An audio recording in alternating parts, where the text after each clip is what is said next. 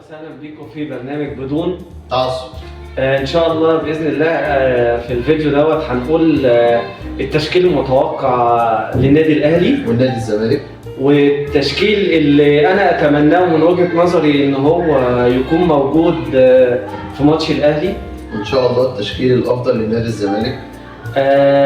وان شاء الله احنا هنا مش زي اللي موجودين في السوشيال ميديا كلهم خالص. ان احنا الموضوع وصل يا جماعه لدرجه تعصب غير طبيعيه. اكيد طبعا، واحنا مش عايزين نوصل اي حد بالذات في ماتش اهلي وزمالك ان يبقى فيه تعصب لدرجه ان حد يجرى له حاجه او حد يأذي حد. هي مجرد لعبه ترفيهيه، مش تعصب ديني او تعصب طائفي، ومجرد كوره يا جماعه بنشجعها، بنستمتع بيها. ده كسب ده خسر، في الاول وفي الاخر احنا مش كسبانين حاجه، احنا اهم حاجه نستمتع بالماتش. اكيد طبعا يا كابتن شريف. هي الفكره كلها وما فيها ان احنا يعني كلنا كلاعيبه الكوره بنحب الكوره، بنحب نلعب الكوره، ما نحبش يكون في تعصب ولا يكون في سياسه في الكوره اصلا عامه. حابين ان يبقى في اداء احسن، ان حتى كلنا نفكر في اللعب ان تبقى الامور احسن وافضل بكتير. بدليل ان اللعيبه كلها اصحاب يا كابتن يسري، يعني اللعيبه كلها عيله واهلي وزمالك. الحاجات اللي بتحصل ديت او بتطلع من بعض الاعلاميين هي اللي ده بتزود التعصب. احنا البرنامج بتاعنا بيهدف في المقام الاول ان كلنا اصحاب، كلنا عيله. انا في عيلتي في اهلاويه وزملكاويه، عيله الكابتن يسري موجوده فيها اهلي وزمالك. اكيد طبعا. فيا ريت يا جماعه مش عايزين التعصب. هنبتدي بالطاقم التحكيمي اللي جه. بمناسبه التحكيم، هو التحكيم المصري محتاج يتطور شويه. احنا ما بنظنش السوق في الكباتن. لا اكيد مش بنظن، بس الفكره كلها ان احنا يعني حابين يبقى في تطور زياده، حابين ان اللجنه التحكيميه تكون بتعين ناس افضل في الدوري المصري، ان احنا فعلا بجد عايزين يعني نتفرج على الدوري المصري الفتره الجايه. يعني مثال عندنا الدوري السعودي، مثال عندنا جميع الدوريات حوالين العالم افضل من عندنا بكتير قوي في حته الحكام بالذات. الحكام بغض النظر عن البنيه التحتيه والملاعب اللي موجوده، هي مش مهيئه اي نعم، لكن احنا بنتفرج على الدوري المصري وان النجيله مش حلوه بالنسبه يعني الناس اللي بتلعب كوره وكده بتبقى حاسه القصه دي. لكن التحكيم عامل رئيسي في ان انت بتكسب فرقه عن فرقه. فاحنا عايزين اللي انت بتشوفه. وبعدين الفار هنا في مصر بيخليك ان انت الموضوع يوصل لنسبه تقليل الاخطاء بنسبه 99%. اكيد. احنا من ساعه ما الفار دخل يا كابتن يوسف الاخطاء بتزيد. دي حقيقة. فان شاء الله باذن الله يبقى في تطور احسن من كده ان شاء الله. هنبتدي بالطاقم التحكيمي. الطاقم التحكيمي حكم ساحه اسبن سكواس، مظبوط.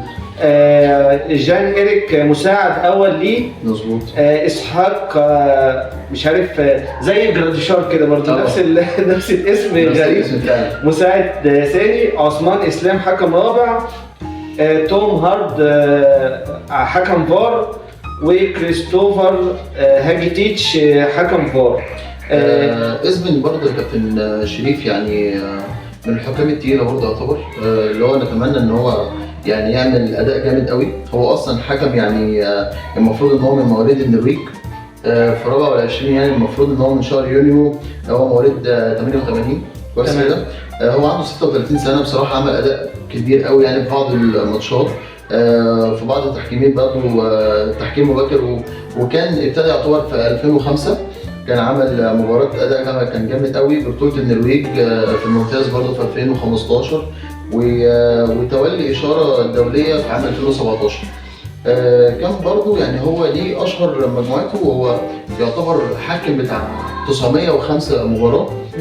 طلع فيهم 11 بطاقات صفر، يعني 11 بطاقة صفر، يعني ما اعتقدش ان هو مش عنيف. مش عنيف. يعني بصراحة انت عارف بقى اداء المصريين. لا ده الماتش بتاع طلع 8 انذارات لعيبة الزمالك. دي حاجات غريبة بتحصل. الفكرة فعلا الفكرة كلها كمان، بس احنا كنا محتاجين يعني بصراحة يعني انا كان من وجهة نظري كنا محتاجين حكم اقوى شوية، لان ده احنا بنتكلم في 905 و11 كارت انذار اصفر، يعني دي حاجة فظيعة خالص. يعني اكيد الالتحامات اللي عندنا برضه اقوى بكتير قوي. فاحنا المفروض هو كان يعني على ما اعتقد ان هو يكون درس الماتش كويس قوي ما بين الاهلي والزمالك، وفي 324 مباراه كل اللي طلعوا كارت احمر. يعني مش عايز اقول لك، ممكن نقول كارت او كارتين بكتير قوي.